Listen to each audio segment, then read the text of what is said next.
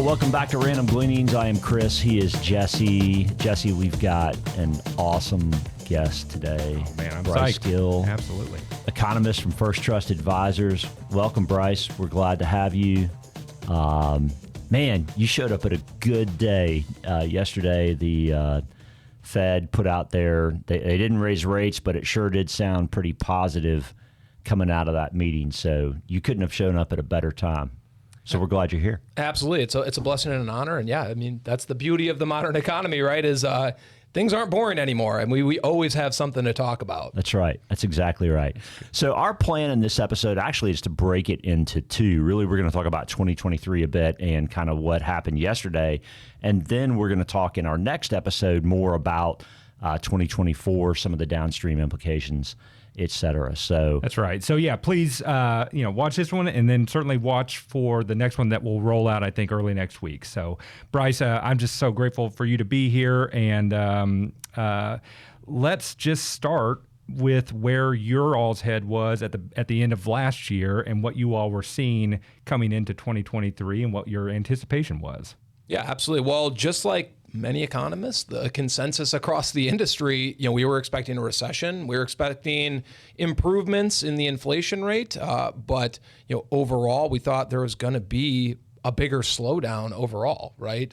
Everyone was expecting the labor market to weaken. We had a lot of traditional measures of the economy that historically have done a very good job of forecasting recession that seem to be sort of broken in retrospect, right? Yeah. And I have my own theories about why that is. It's important to note, hey, we just went through COVID-19. We shut down the economy for the first time ever. We printed $5 trillion and dumped it into the system. We've never done measures like this before. And so we're sort of turning the engine back on. And that's going to come along with a lot of false positives and weird signals. And frankly, it makes the job of forecasting very difficult, right? For sure. So we took a minute and just kind of looked through this time last year, the types of charts we were looking at. And we've got three to share. First off, the first one's from, Bianco Research a year ago. And, probability of recession just seemed to be through the roof. To your point, right? I mean, Yep. This is I think a survey of economists or at least forecasters, and exactly what you said, Chris. It was through the roof.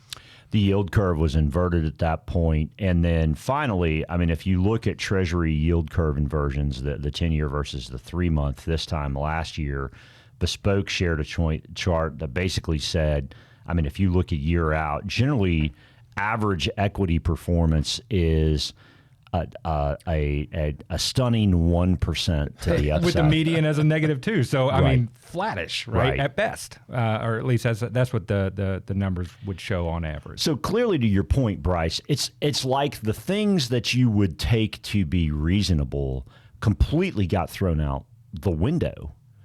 We just haven't been in a place of normalcy at all, it would seem, in the last year. I mean, so to your point, I mean, printing $5 trillion. What are your thoughts on maybe, was it AI? Was that the thing that really made us have a way better than average year in 2023? Well, I think you look at like the stocks that have outperformed, it's obviously names that are sort of related to AI or they kind of benefit from AI hype, for example. So I think maybe it's part of that.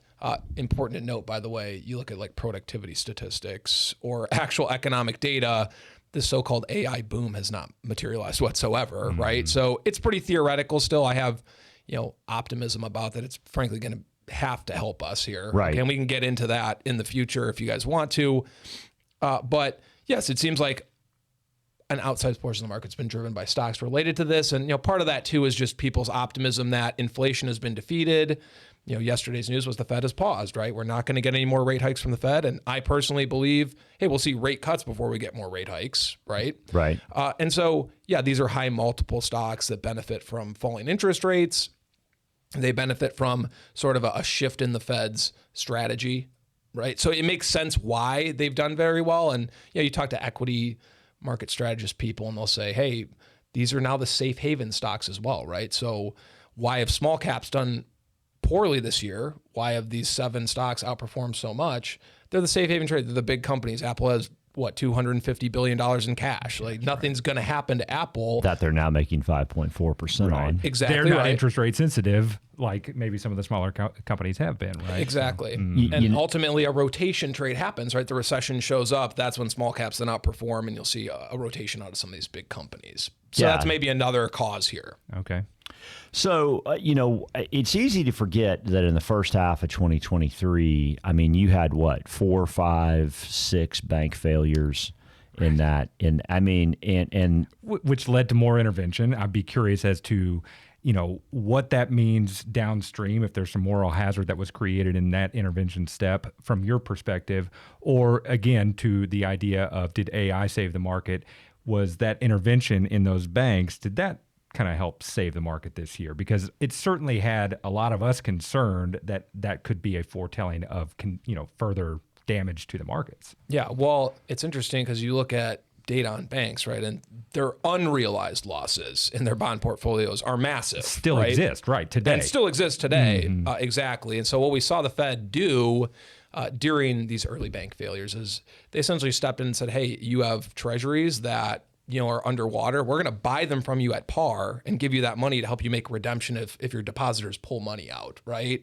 So they sort of like ring fenced off the treasury issue. And they can't take down the whole banking system because people pull money out of one bank, they put in another bank, right? You think about Miracle on Fifth Street, right? The Run on the Bank movie.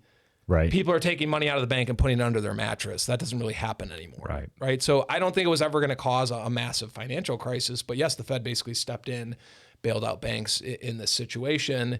And now, I think going forward, it's the worries like commercial real estate. And what's different this time around is the Fed has nothing in their charter about stepping in to intervene on loans of that nature, right? They can deal with mortgages, they can deal with treasuries, and that's pretty much it. They can get creative, and they have, but I don't think they're going to be able to intervene in the same way for the possible issues we're going to see with financial markets or financial systems, small cap banks in the future. I mean, what are your thoughts on commercial real estate at this point? I mean, I'm starting to see anecdotally like Twitter, like, hey, this building sold for $60 million in, 2021, but it just got taken out at $18 million. I mean, you're starting to see, some of those types of tweets in Chicago, in New York, San Francisco. Right, exactly. I mean, what are your thoughts on what that does to the economy, the banking system, et cetera? Yeah, I think it's, first of all, very geographically concentrated, right? So it's going to be San Francisco, it's going to be in Chicago, it's going to be in New York, right? The big ones that obviously have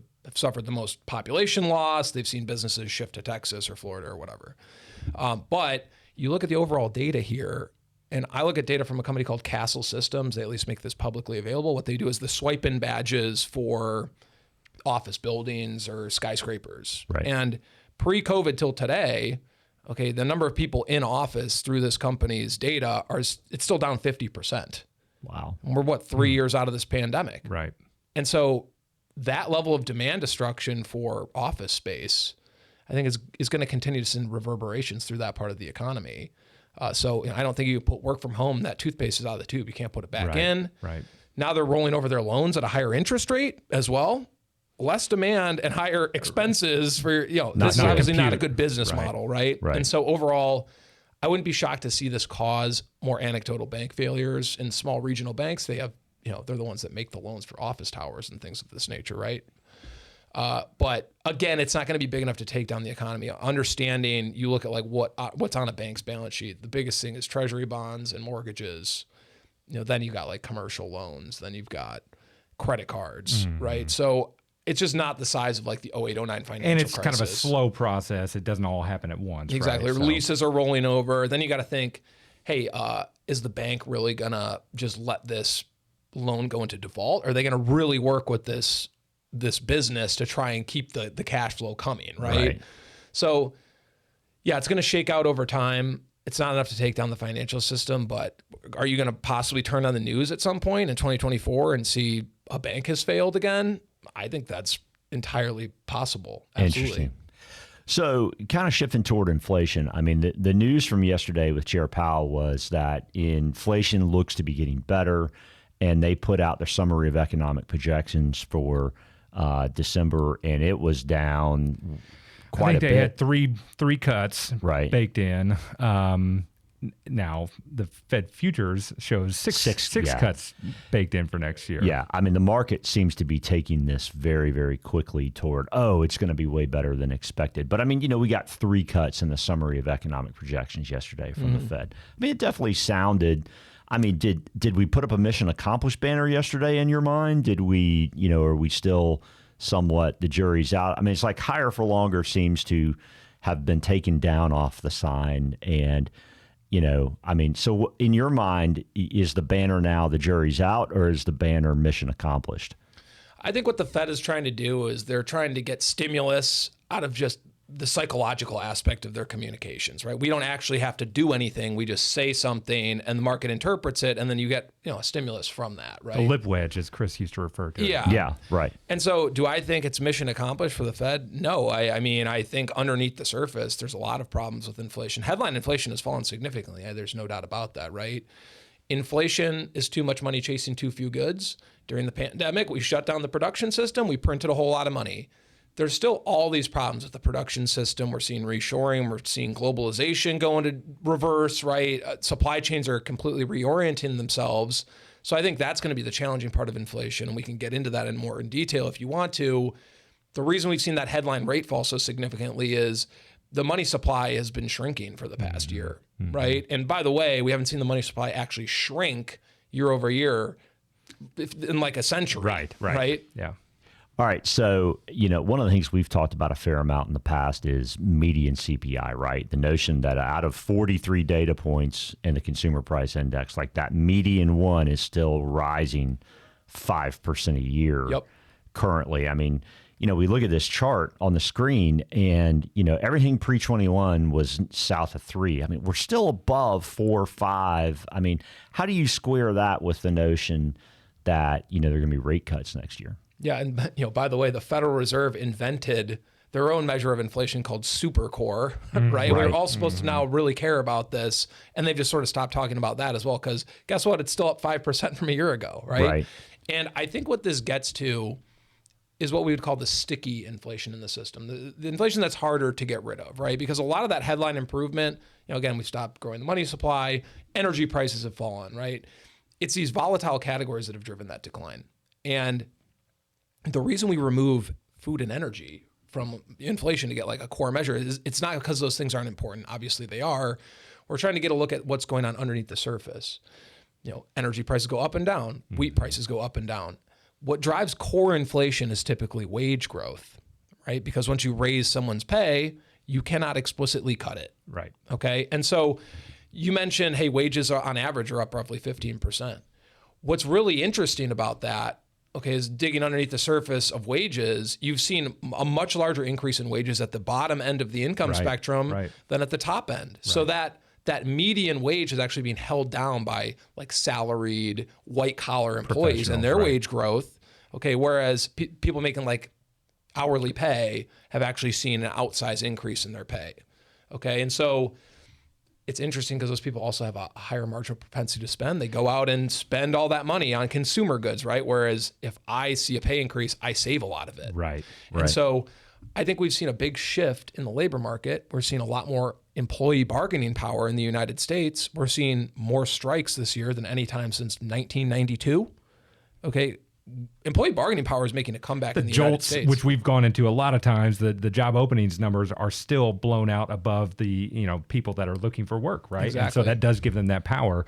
And to your point, you said wages are up 15% since over the last 3 years, and yet in this chart you can see how many of the inputs into the CPI are still well above that. And so I think from my perspective, a lot of it is that the consumer themselves is experiencing the pain of that. Now, what you've just said about the low end seeing a higher increase on their base from 3 years ago than maybe professionals have predominantly. Does that have inflation concerns just because, like you said, it does get spent more often? Does that create that?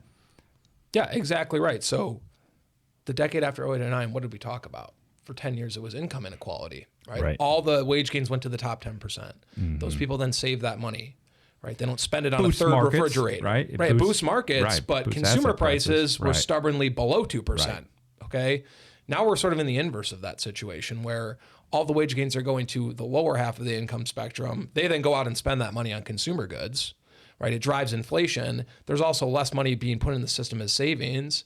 Interest rates are higher, right? So the paradigm has sort of shifted. I think for roughly 30 years, and this is, in my opinion, driven by globalization, right? Soviet Union collapses, China joins the WTO. Labor becomes a globalized commodity. We outsource all of our production in America.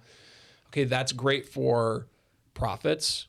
It's really good for consumer prices, but it's bad for domestic employee negotiating power. It's going to keep inflation low because those people are going to have less spending power. Right. Right. And so that's now been flipped on its head because supply chains were destroyed. We're passing industrial policy legislation to bring back semiconductors and green energy and pharmaceuticals and go down the list.